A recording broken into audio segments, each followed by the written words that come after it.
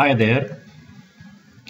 SN1, SN2, even E2 reactions provide a very important framework to understand many of the reactions that we study in organic chemistry. Often when students are introduced to this concept of SN1, SN2, they are taught about the reaction mechanism and then they are asked to predict the output of reactions. So here in this video, we give you guidelines and framework to predict whether a reaction is going to be SN1, SN2, E1 or E2, and how to predict the output for a reaction. Here are some examples. We will use our guidelines to understand these. These are the four key parameters that we will use to decide whether a reaction will be SN1, SN2, E1 or E2. In addition, E1, E2 reactions generally need heat. Alkyl chain is the most important parameter to decide the type of reaction. And the alkyl chain analysis is done by looking at the carbon to which the leaving group is attached. So if the leaving group is attached to this carbon, it is a 1 degree carbon because this is attached to only one other carbon. This is a 2 degree carbon.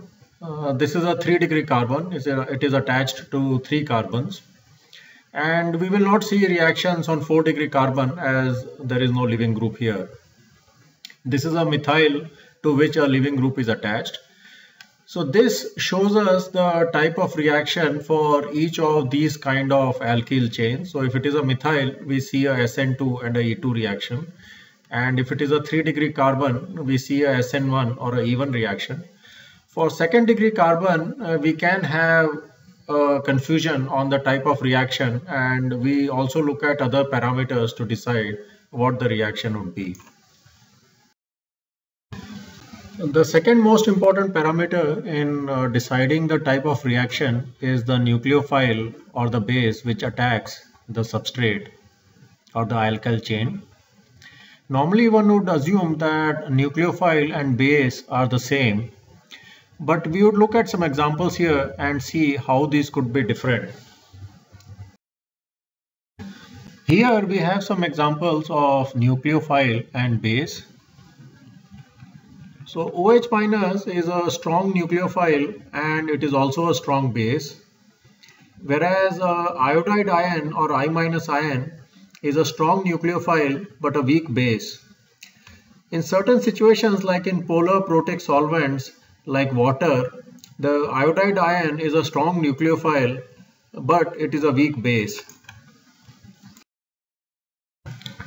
This table helps us identify the type of reaction based on the attacking nucleophile or base.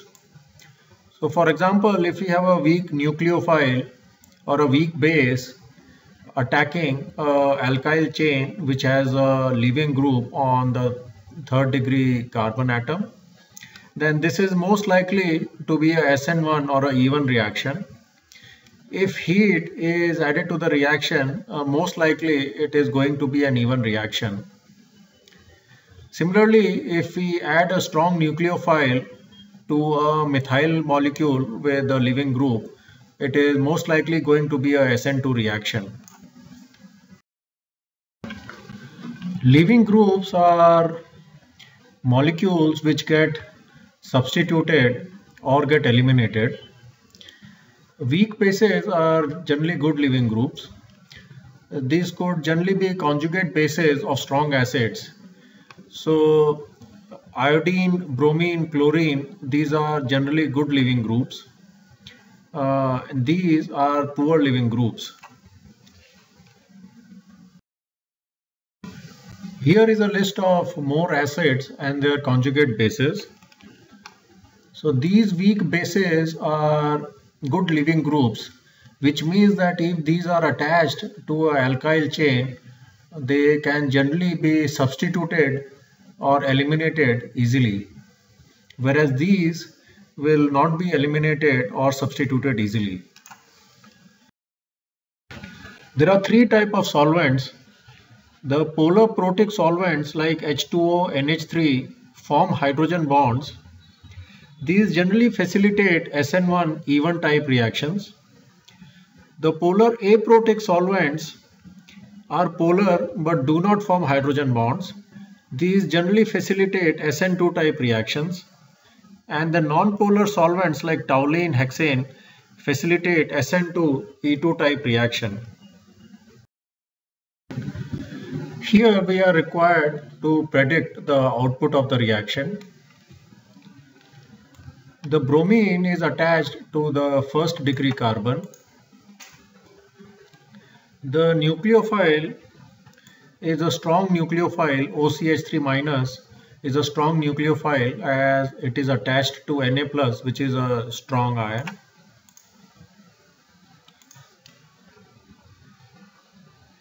The solvent is polar protic.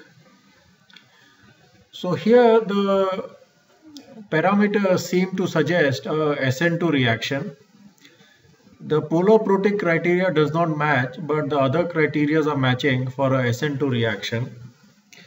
So here the OCH3- ion will substitute the Br in a nucleophilic substitution reaction of type 2. I hope you found this useful. Thanks for watching.